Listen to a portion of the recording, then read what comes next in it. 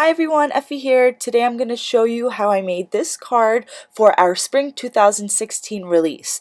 I'm going to start off with a watercolor panel and I'm going to take our new Vogue Alpha Upper set. The sentiment that I'm going to use today is the word bloom, which I already pre-stamped on some scratch paper. And I'm going to use that paper as my guide as I stamp the letters on my panel in Versamark ink, and I'm going to gold heat emboss the sentiment. Then I'm going to repeatedly stamp the two peonies in the loose peony set around the border of my watercolor panel.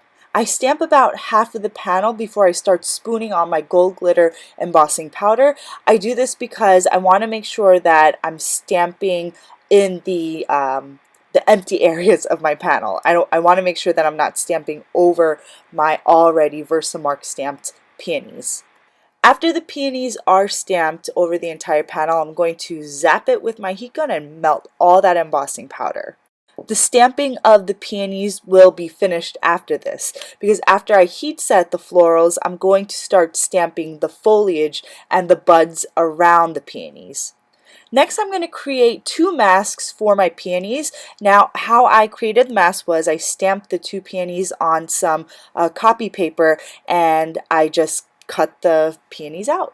And now I am just going to mask off my peonies and stamp my leaves and the buds all around the peonies to create a really nice botanical print on my watercolor panel. And I'm stamping these in Versamark ink as well because I will be gold heat embossing the foliage and the buds. The Versamark ink for the first bud that I stamped, I guess, dried a little bit as I stamped the entire panel, so I had to go back and re-stamp the first bud, which is on the bottom over here. And you can see that some of the gold embossing powder didn't catch onto the dried Versamark area on this bud. I used some temporary stamp runner or adhesive for my masks, so some of it got left behind on my panel after I took the mask off, so I just took a rubber eraser to get all of that adhesive off. Now that all of my embossing is finished, I'm going to start watercoloring my florals. I'm using a number 1 Pentel Aqua Brush, and the watercolor paint that I'm using are Ken Oliver Color Bursts, and this is the first set that he came out with. The I don't remember, it's not the Brights because that's the recent one, but I'm using the red and the yellow and the orange colors from his first ever set.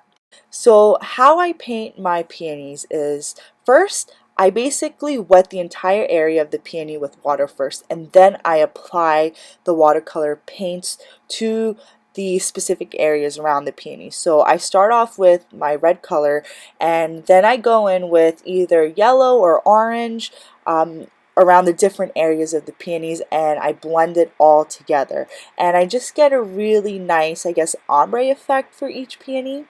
I put the powders on a plastic palette that I have, and I'm taking my aqua brush and I'm dipping it into the powder, and then I apply it onto the paper. So instead of tapping the powder directly onto my panel and then spraying my panel, I'm using this method because it's a more controlled method. When I tend to use the color burst the other way by tapping directly onto my panel and then spraying, I kind of get a hot mess and I just didn't want that look for my card today. Next, I'm going to paint the buds and the leaves on my panel. I use the same red paint for the buds that I painted the peonies in, but I'm going to dilute it just a little more so that the buds will be like a nice light pink. I also add some green to the base of my buds to make it a little bit more realistic looking, because when you see natural peony buds, they do have some green in it.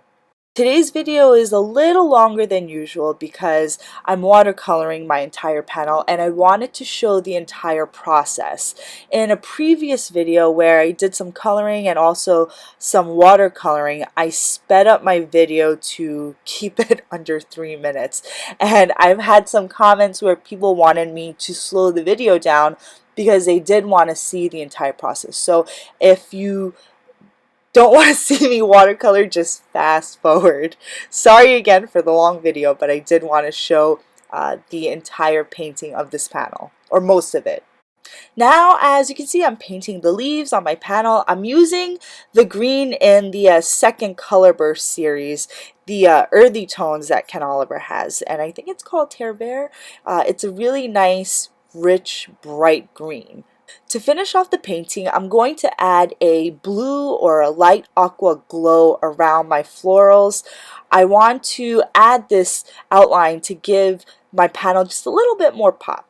I encourage you to experiment with the different color combinations. For example, try a white embossing powder and maybe like a yellow or a gold glow. I have some fine tech metallic gold and silver paints, and that can give a really nice, pretty, and subtle glow to your watercolor panels.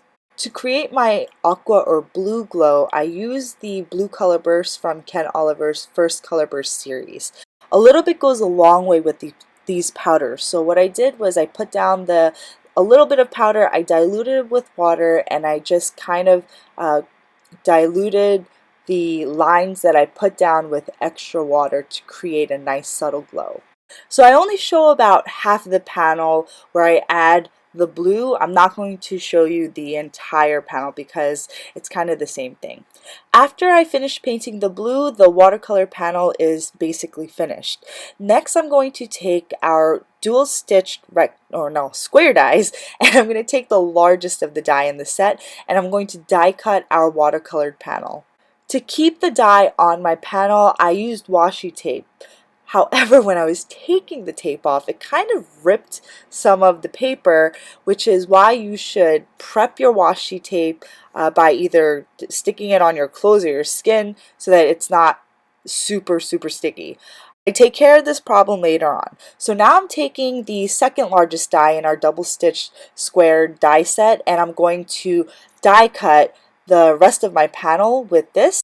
So you can see the bald spot on my panel where the washi tape ripped the area. I'm just taking my watercolor and I'm going right over it, and the problem is now solved. Now I'm going to take the border and adhere it onto a top folding 5x5 card base. I forgot to mention earlier that the largest square die in that double stitch set is 5x5. Next, I'm going to take some dimensional foam tape and adhere that onto the back of our center panel, and this is going to go right in the middle of our card base. By popping the center panel up, it gives the card just a little bit more depth, and I think that the double stitching and the rest of the stitching on the card just gives the card a little bit more interest as well. Lastly, I add some smoked citrine sequins onto my card. The sizes that I use are 10, 8, 6, and 5 millimeter. The card is now finished, and I thank you all for joining me today in celebrating our Spring 2016 release. All of our new products will be available for purchase on Thursday, April 7th. So thank you all for joining me today, and I hope you'll join us for the rest of the week to celebrate the rest of the stamps that we have releasing. Take care, guys. Bye.